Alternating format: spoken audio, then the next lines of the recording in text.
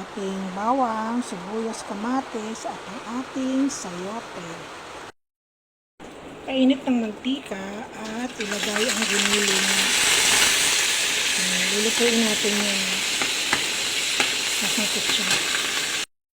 Ito na yung ating giniling. Igilid lang natin siya. Tapos magisa na tayo ng ating bawang, sibuyas at kamatis. Yan, sa gilid lang siya.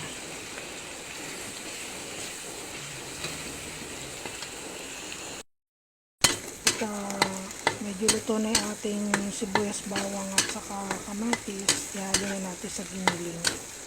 Yan. Then ang ating gulay. Yan. Hugasan muna to guys ha.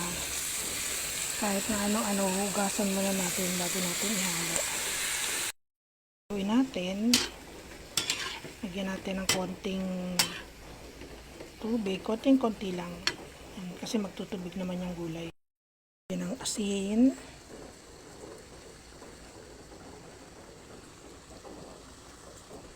Saka paminta.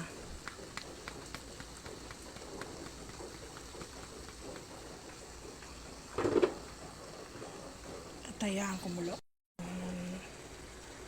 Ito na ang ating sayote na may giniling. Kakain na.